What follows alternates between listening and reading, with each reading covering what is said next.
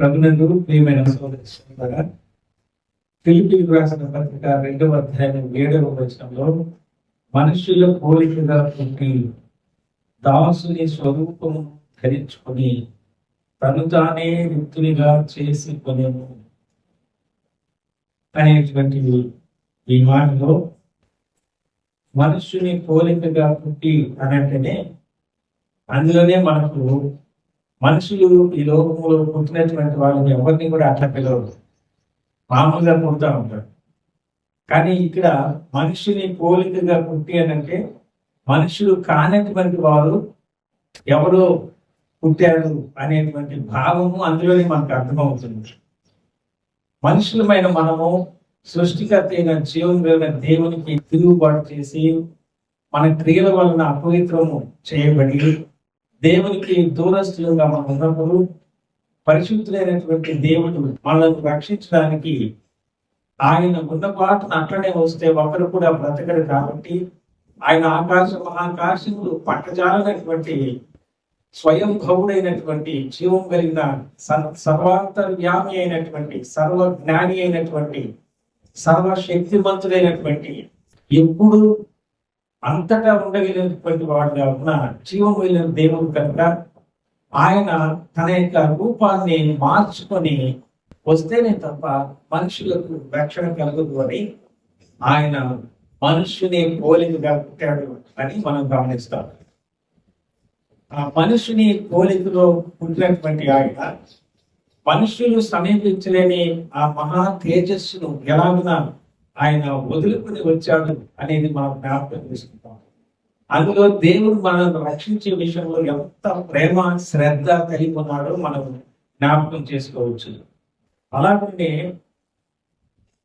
దాసుని స్వరూపంలో ధరించుకొని అనేటువంటి ఈ మాటలో దాసుని స్వరూపంలో ధరించుకొని అంటే బాండ్ సర్వెంట్ అని ఇంగ్లీష్ తర్జుమాలో మనం చూస్తాం. బాండ్ సర్వెంట్ అంటే దాసుని స్వరూపము మనుషుని పోలికగా వచ్చినటువంటి ఆయన, మనుషులమైన మనల్ని రక్షించడానికి వచ్చినటువంటి ఆయన మనుషులు ఎంత నిందించినా ఎంత కొట్టినా సిలువలో ఆయనను రక్తగాయాలు చేసిన కొరడాలతో హింసించిన ఆయన మనుషులను దాసుని స్వరూపంలో వచ్చి వాళ్ళకు తన యొక్క ప్రాణాన్ని జీవితాన్ని అంకితం చేసుకుంటేనే తప్ప రక్షించలేదు. అందుకని బాండ్ సర్వెంట్ గా ఆయన లోకానికి వచ్చాడు. ఆయన దేవుడిగా ఉన్నటువంటి ఆయన మన కొరకు అంతగా తగ్గించుకుని వచ్చాడు అని మనం గమనిస్తే అక్కడ ఒక విషయాన్ని మనం గుర్తుపెట్టుకోవాలి. ఆరాధన చేసేటప్పుడు ఆయన తన యొక్క దేవునికి ఉన్నటువంటి లక్షణాలను విడిచిపెట్టి రాలేదు. ఆయన తన యొక్క దైవత్వాన్ని విడిచిపెట్టి పూర్తిగా మానవుని యొక్క పాప శరీరంలో ఆయన జన్మించినప్పటికీ, దాసుని స్వరూపంలో ఆయన జన్మించినప్పటికీ ఆయన ఆకారమందు మనుషులుగా కనబడ్డాడు తప్ప ఆయన మనుషులు కాదు. ఆయనను ఎప్పుడు కూడా మనం దేవుడిగానే చూడాలి. ఆ దేవాది దేవుడు మనల్ని రక్షించడానికి లోకంలోకి వచ్చినప్పుడు చిన్న బాలుడుగా ఉన్నప్పుడు మేము 3 మాటలు మాత్రమే మన సమయాన్ని బట్టి జ్ఞాపకం చేసుకుంటాం. చిన్న వయసులో పశువుల చెట్టులో పడుతున్నటువంటి బాలుడుగా ఉన్న ఆ సమయంలో కూడా పుట్టిన క్షణాల్లో నుంచే మనుష్య కుమారుడుగా దాసుని స్వరూపాన్ని ధరించి అంత పేదవాడుగా కనబడినప్పటికీ ఎవరు ఎక్కడ వెలిగించలేనటువంటి ఆర్టిఫిషియల్ ఎక్స్టర్నల్ కరెంట్ కూడా పనికిరానటువంటి రీతిలో చీకటి సమయంలో పరలోకం నుంచి దేవదూతలు ఆకాశమునకు భూమికి ఎక్కుచూ దిగుచూ వారి యొక్క వెలుగును ప్రకాశింప చేస్తూ భూమి మీద సమస్తమైన వాళ్ళకి రక్షణను దేవుడు సిద్ధం చేశాడని ప్రకటించినటువంటి దాంట్లో ఆయన దేవుడు అని మనం రుజువు చేసుకోగలుగుతున్నాం.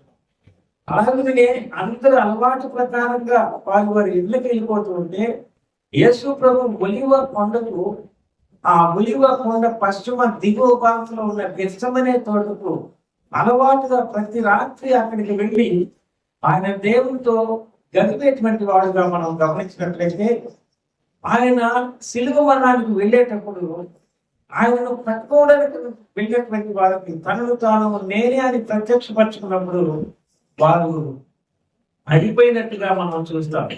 అక్కడ కూడా ఆయన దేవుడు అనే దానికి మనకు రుజువు కనబడుతుంది. శిలువలో ఆయన మనందరి కొరకు రక్తాన్ని చిందిస్తూ చనిపోతూ వేదనలో చనిపోతున్నటువంటి ఆ సమయంలో దేశమంతా చీకట్లు కమ్ముకున్నాయి. ఎప్పుడు ఎక్కడ ఇక ముందు కూడా జరిగినటువంటి ఆ సంభవాన్ని మనం చూసినప్పుడు ఆయన దేవుడుగా ప్రజలందరికీ తనను తాను ప్రత్యక్షపరుచుకుంటున్నట్టుగా మనం చూస్తూ ఉంటాం. అలాగనే ఆయన పునరుద్ధరణైనటువంటి ఆ సందర్భంలో కూడా యేసుక్రీస్తు ప్రభువు ఆ మరణము నుంచి సమాధి నుంచి మృతుడనైతిని కానీ ఇదిగో యుగ యుగములు సజీవుడనే ఉన్నానని చెప్పిన ఆ ప్రభు యొక్క పునరుద్ధానాన్ని మనం చూసినప్పుడు ఆ సమాధిలో ఖాళీ పరిస్థితిని చూచి ఆశ్చర్యపడినట్టుగా మనం చూస్తాం.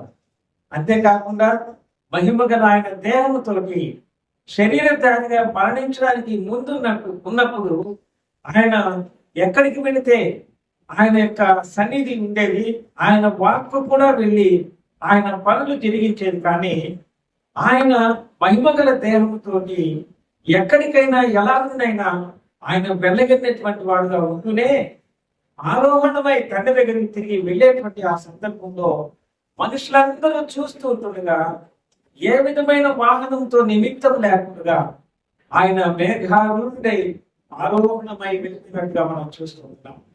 ఇప్పుడు కూడా ఆయన సర్వశక్తి కలిగినటువంటి జీవము కలిగినటువంటి దేవుడుగా మన హృదయాల్లో ఉంటూ మన తలంపులకు మన హృదయాలకు ఇలాంటి పరిశుద్ధమైన పరలోకపు తలంపులతో మనలను నింపి ఆయనను నన్ను జ్ఞాపకం చేసుకోనండి అని చెప్పినటువంటి ఆ ఆజ్ఞను మనం జ్ఞాపకం చేసుకుంటున్న సందర్భంలో మనం అతి సామాన్యులమైనటువంటి ఈ లోకంలో ఉన్న ఎన్నికలేని వాళ్ళంగా మనం ఉన్నప్పటికీ పరలోక సంబంధించిన తండ్రి అయిన దేవుని కుమారులు కుమార్తెలుగా ఆయన రక్తం పెట్టి మనల్ని కొనుక్కొని ఈ గొప్ప భాగ్యాన్ని మనకు ఆయన అనుగ్రహించారు. ఈ 2-3 నిమిషాలు ఆయనను గురించి విన్నటువంటి తలంపులు ఒక మనిషిలో నుంచి వచ్చేటువంటివి కాదు. దేవుడు తన ఆత్మ ద్వారా మానవుని నోటిని ఉపయోగించుకొని మన హృదయాల్లోనికి మన తలంపుల్లోనికి ఆయన ఎవరు, ఎలాంటి వాడు, ఎలాగున ఆయన ఆరాధన చేయాలి అని మనం నడిపించేటువంటి జీవము కలిగిన దేవునిగా మనం చూస్తున్నాం. కాబట్టి ఫిలిప్పీ పత్రిక 2వ అధ్యాయం 7వ వచనంలో మనుషుని పోలికగా వచ్చాడు కదా అని మనిషిగా ఆయన్ని చూడకూడదు. ఆయన సంపూర్ణమైన మనుషుడు, సంపూర్ణమైనటువంటి దేవుడు. ఆయనను మనం ఆరాధన చేసేటప్పుడు కేవలము సిలువలో వేలాడిన ఆ దేహాన్ని మాత్రమే మనం పరిమితం చేసుకోకూడదు అని ఈ ఆరాధనలో మనం ప్రత్యేకంగా ధ్యానిస్తూ ఉంటున్నాం.